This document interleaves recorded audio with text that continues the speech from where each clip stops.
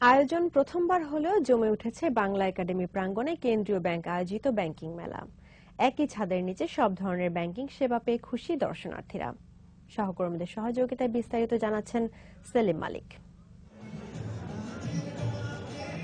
সব শ্রেণীর মানুষকে ব্যাংকিং সেবার আওতায় এনে টেকসই অর্থনৈতিক উন্নয়নের লক্ষ্যে বাংলা একাডেমি প্রাঙ্গণে দেশি বিদেশি 56টি ব্যাংক সহ নানা আর্থিক প্রতিষ্ঠান নিয়ে প্রথমবারের মতো আয়োজন করা হয়েছে 5 দিন ব্যাপী ব্যাংকিং মেলা।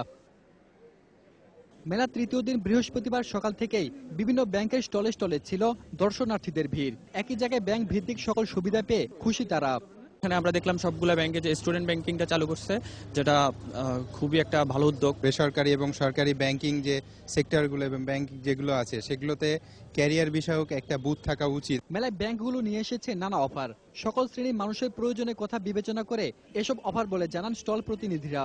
উমেনদের জন্য অনন্যা, সুকন্যা, ব্যবসা, তারপর বাণিজ্য আর ডিপিএস রেটটা যেটা বলতে হয়, আমরা অনেক ভালো একটা ডিপিএস রেট অফার করছি। যত দ্রুত সম্ভব তাদেরকে লোন বা যদি অ্যাকাউন্ট ওপেন করতে চায় এখানে অ্যাকাউন্ট ওপেনিং এর সুবিধা রাখা হয়েছে। 4টা এসএমই প্রোডাক্ট আছে, আমাদের কনজিউমারদের জন্য কিছু প্রোডাক্ট আছে। তো সব মিলিয়ে আমরা টোটাল 22টা প্রোডাক্ট নিয়ে এসেছি।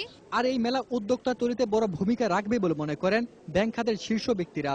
বাংলাদেশ একটি উন্নয়নশীল দেশ, আমরা খুব দ্রুত মধ্যম আয়ের দেশে পরিণত হতে চাচ্ছি এবং সেই জায়গায় যেতে গেলে আমাদের সকল মানুষকে ব্যাংকিং সেবার আওতায় নিয়ে আসা একটি প্রাথমিক শর্ত।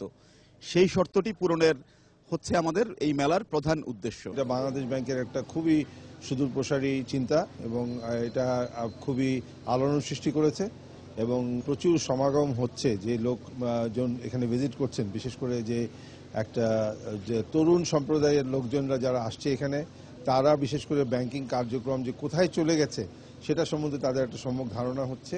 আগামী 28শে নভেম্বর পর্যন্ত প্রতিদিন সকাল 10টা থেকে রাত 9টা পর্যন্ত সবার জন্য উন্মুক্ত থাকবে এই ব্যাংকিং মেলা। সেলিম মালিক, 21শে টেলিভিশন, ঢাকা।